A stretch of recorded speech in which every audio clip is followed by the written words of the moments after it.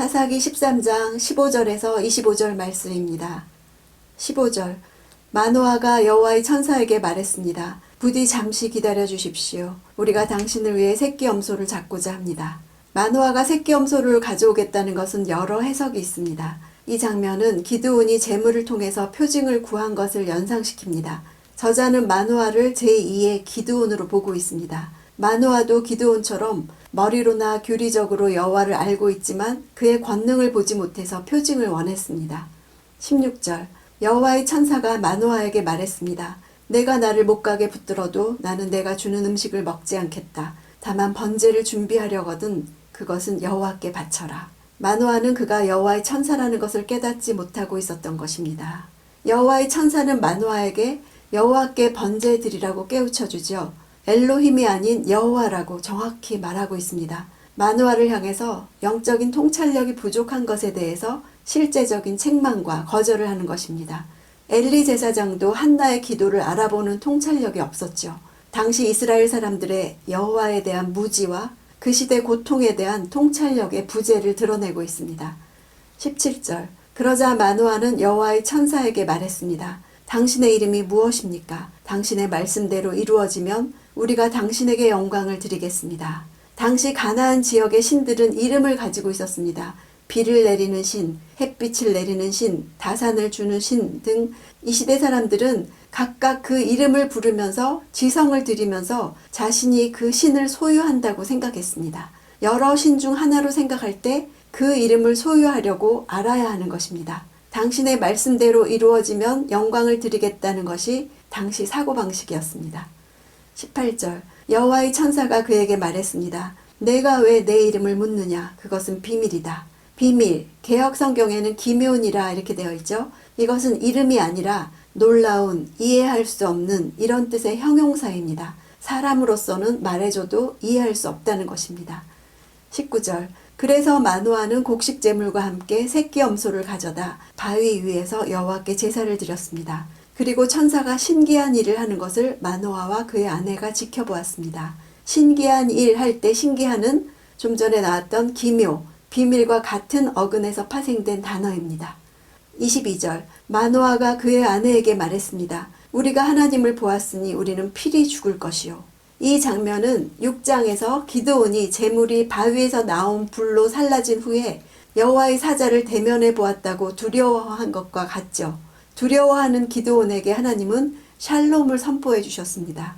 마노아 역시 율법적인 신앙에 묶여 있어서 두려워했습니다. 반면에 하나님의 존재를 보고 말씀을 이해했던 아내는 평정심을 잃지 않았습니다. 그녀는 여호와라고 부르면서 하나님이심을 알아본 것이죠.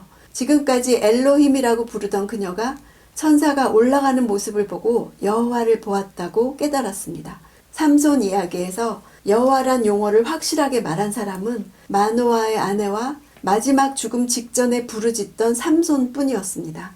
전통을 뛰어넘어서 하나님의 실제를 경험한 것이죠. 살아있는 하나님과의 교제가 있는 사람은 전통을 넘어서서 율법을 넘어서서 내 삶의 실제 역사하는 하나님을 민감하게 알아보는 신앙을 가질 수 있습니다. 24절 그 여자가 아들을 낳아 그 이름을 삼손이라고 지었습니다. 그 아이는 잘 자라났고 여호와께서 그에게 복 주셨습니다.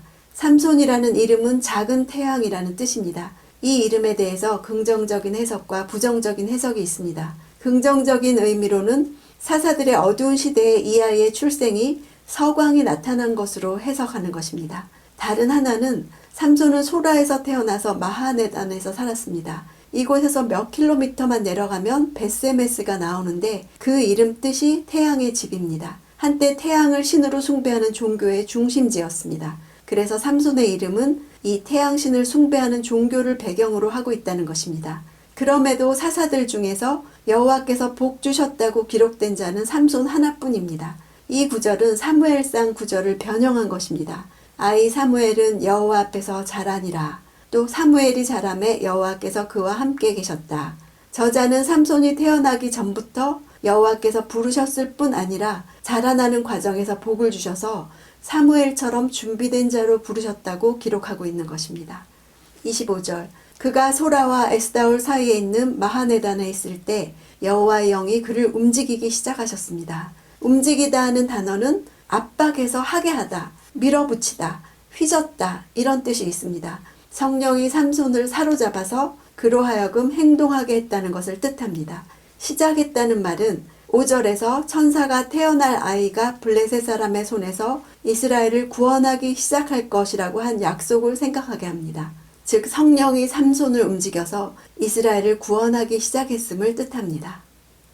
삼손과 이스라엘과 우리에게는 공통점이 있습니다. 탄생 때부터 하나님이 구별하시고 목적을 가지고 태어나게 하셨습니다. 그러나 우리는 분별하지 못하고 부르심에 대해서도 무관심하죠. 지속적으로 이방 여인들에게 끌리는 그 육체적인 정욕을 보여줍니다. 그 결과 적들에게 계속 압박과 박해를 당했습니다. 압제 속에서도 그들과 타협하면서 공존하기를 원했습니다. 이런 점들에도 불구하고 하나님은 자기의 목적을 이루시기 위해서 성령으로 하여금 삼손을 움직여 가게 하셨습니다. 원어의 느낌을 그대로 살리면 성령이 그의 삶을 요동치게 하신 것이다 입니다. 내 삶이 요동치는 것 같습니까? 자녀에게서 하나님과 상관없는 것 같은 모습만 보이나요? 그러나 우리는 모태에서부터 하나님이 거룩하게 구별하신 사람들입니다. 하나님의 목적을 이루기 위해서 하나님은 필요할 때마다 성령이 나와 자녀의 삶을 이끌어가게 하십니다. 오늘 나와 내 주위의 삶에 성령이 움직이게 하시는 일들을 민감하게 보는 날 되기 원합니다.